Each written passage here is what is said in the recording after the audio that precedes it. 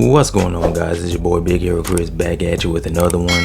And I know what you're thinking. I know exactly what you're thinking. You're thinking, Chris, are those new glasses? Yes they are. But in all seriousness, I know it's been a while, man. I know it's been a while since I gave y'all some content. I know it's been a while since I've recorded any videos, talked about any wrestling, talked about the graphs. I've missed out on a lot. Missed out on some matches, missed out on some events, missed out on some shenanigans going on in the world of wrestling. But I knew there was no way I could miss this. I knew that there was no way I could go without talking about this. And I knew that there was anybody who could get me to talk about wrestling again, it would be one man. And his name is John Cena! That's right, man. I had to do it to you.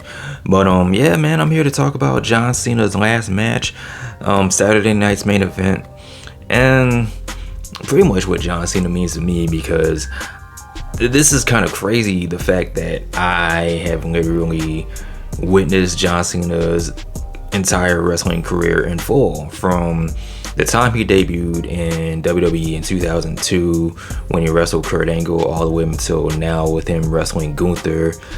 I've seen it all, man. I've seen John Cena come out in the little goofy trunks. I've seen him come out being a goofy rapper, to being kind of the more serious rapper, to being the John Cena that we all know and love. And then with the heel turn that kind of happened, but we don't really talk about that because it is what it is. John Cena has always been one of those consistent guys in wrestling, one of those guys that you know he was the face of the company. One of the wrestlers that could really say that he was really the face of the company. Like, you've had The Rock and Austin and Stone and Hulk Hogan and all these other guys, but the fact that John Cena was the guy, the top guy, the face of the company, and doing it for so long, man, just doing it on a consistent basis, from the highs to the lows to the ups and the downs, to people loving him, to people hating him, to people saying let's go Cena, to people saying Cena sucks, to people saying you can't wrestle, all of that, man. It's just been an incredible ride. And I kind of did catch myself getting a little emotional, especially with the tribute that they showed at the end of the show. And of course, they were showing tributes throughout the entire show, showing different wrestlers saying their thoughts and feelings about John Cena, reliving some of the moments that John Cena's had in his career.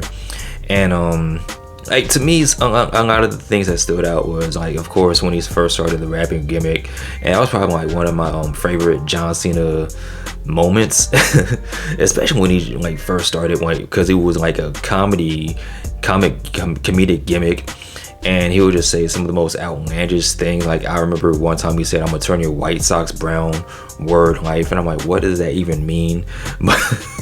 And the time he peed on the Undertaker's grave, and just all the outlandish thing John Cena did. And I can honestly say that I'm like one of the few people that I know that never really switched up, because a lot of people love John Cena and then they didn't. They started booing him and they started saying, "Oh my God, he's being shoved down our throats. Why is WWE doing this to us? He can't wrestle," and blah blah blah. Despite all of that, I never switched up on John Cena. He's always been one of my favorites, one of my all-time favorites. And it's done. It's over.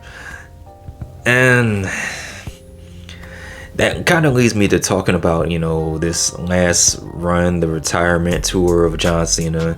And when he first announced his retirement, it was a shocker, but it was kind of like, it makes sense, because if you've seen John Cena doing interviews and just walking around, he walks around like his back hurts, like he's in pain. So you kind of knew it was time for him to, hang up the jorts, hang up the armbands, hang up the sneakers and all that. So you kind of had high hopes and high expectations for this last run, this retirement tour, because John Cena said, "This is going to be my last WrestleMania, my last Royal Rumble, my last Elimination Chamber."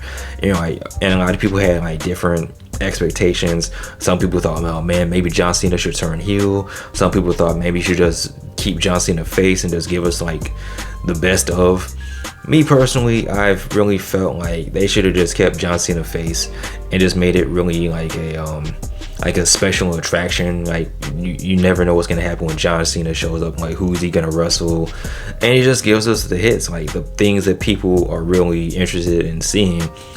And of course, we had the heel turn, which really surprised me. Like when they finally decided to turn John Cena heel after over 20 years, it was really surprising and shocking.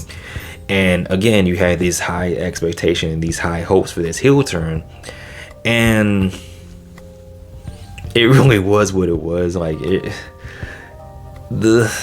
could tell that there wasn't really a lot of planning. Like they were kind of just playing this by ear. Like a lot of people expected like something different from John Cena, him maybe come out in a suit, maybe different music. And the real giveaway that they didn't have anything planned was the fact that he came out in the same gear. No matter what city he came out in, he still had the Last Time Is Now merch. So it was like they didn't really have a plan for this. And you could kind of tell. So when they eventually just abandoned this whole gimmick and they just decided, let's just turn John Cena face, I was all for it. And that's kind of when the retirement tour kind of picked up for me. Even though there was still a lot of missed opportunities on the table, like they never had a John Cena Roman Reigns interaction. There were a lot of, like, you didn't really have John Cena and Seth Rollins interact. Like that's one of his big rivals. Of course you couldn't have John Cena and Edge because Edge is in AEW, but it was a lot of missed opportunities and a lot of wasted potential. But ultimately it comes down to this night, this moment in time, John Cena's last match, his final run, the last time him doing the salute, the entrance, the run to the ramp, the run to the ring, talking to Stu, you know, doing the pose and all that. And overall the show, it was a fun show. John Cena really wanted it to be like a showcase of the main roster talent versus the NXT talent. And for the most part, it did a good job. It started off with Obafemi versus Cody Rhodes.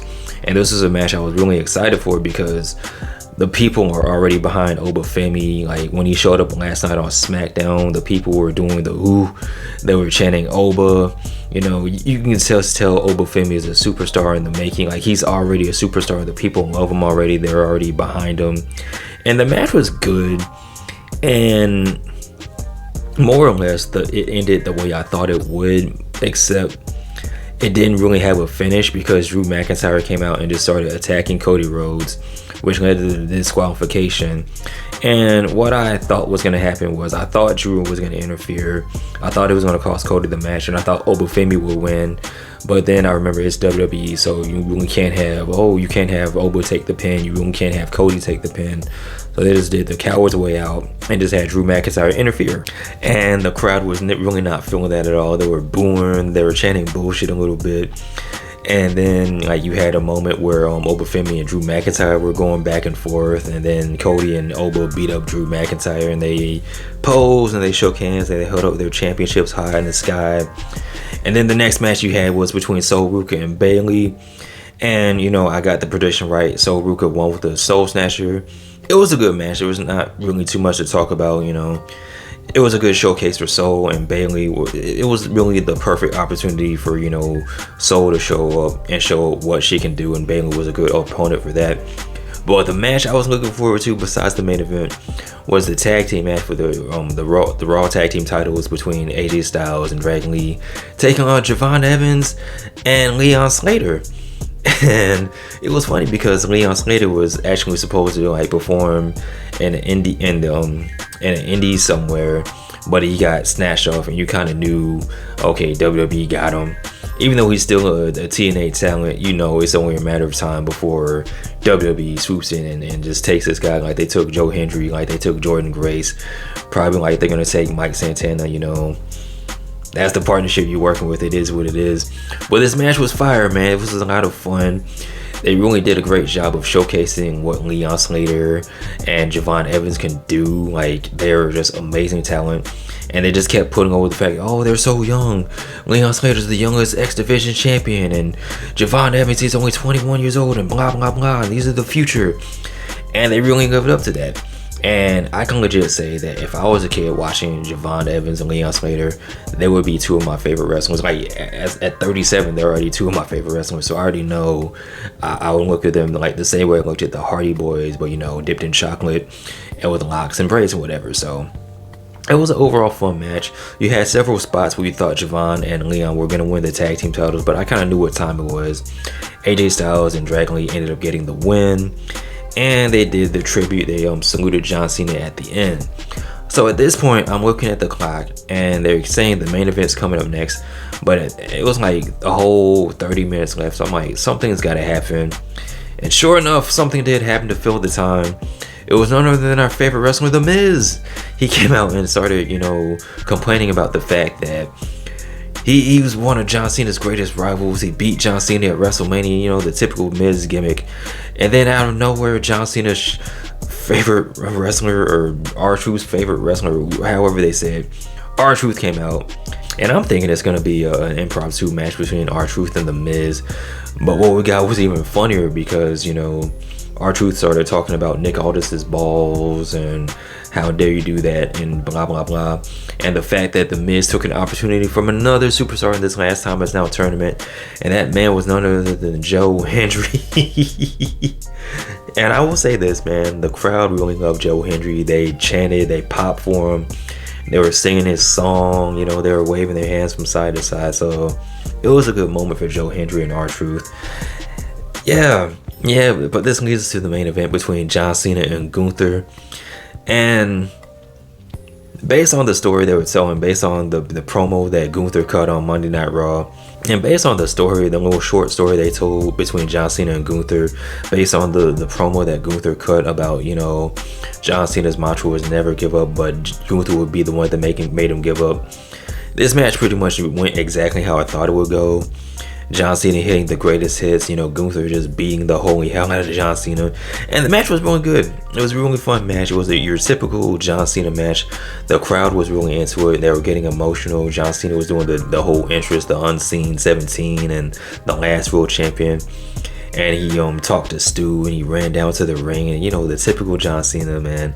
And it was really surreal because it was like, man, this is the last time in a in-ring wrestling perspective that we're gonna see John Cena do it, man. We're gonna see, this is the last time we're gonna see Super Cena. This is the last time we're gonna see the shoulder tackles and the you can't see me. And he did this shit like 4 times. It was like, you can't see me. We're gonna do it again. You can't see me. I'm gonna do it one more time. You guys gotta get really loud. You can't see me. Okay, I get it. It's the 5 moves of doom. I get it. And he hit like 17 AAs, one through an announcer's table, a super AA. And every time Gunther kicked out, the crowd started getting into it a lot more. They were chanting Super Cena. It was hilarious, man. But ultimately, Gunther made John Cena tap out. He had him in the sleeper hold forever.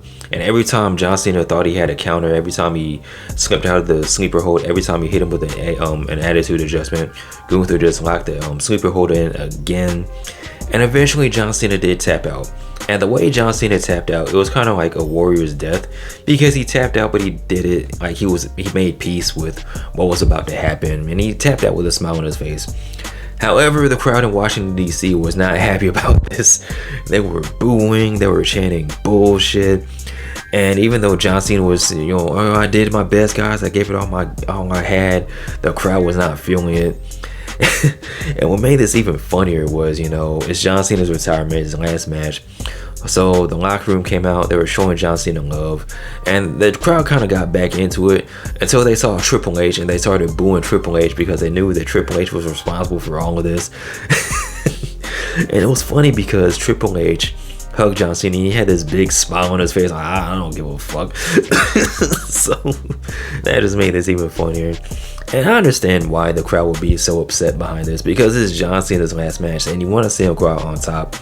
But John Cena is old school and he understands the business. I mean, he knows that after tonight, John Cena's gonna go back to Hollywood and do him, but Gunther is still gonna be on Monday Night Raw. He's still gonna be at the PLEs. And what better way to establish Gunther even further than saying that he was the man that retired John Cena, as well as Goldberg. So that's another feather in the cap of Gunther. You know, eventually he's going to be world heavyweight champion or maybe even WWE champion, and that's just another accolade he can have under his belt. So it made sense. I do understand why the crowd was upset by it, but that's the wrestling business, guys. So yeah, man, that's it. John Cena is done. He took off the armband and the wristbands and the shoes, and for some reason the crowd were chanting "Take your jorts off," and I'm like, okay, this is still a PG show, but I understood why. But yeah, man, it was an emotional roller coaster.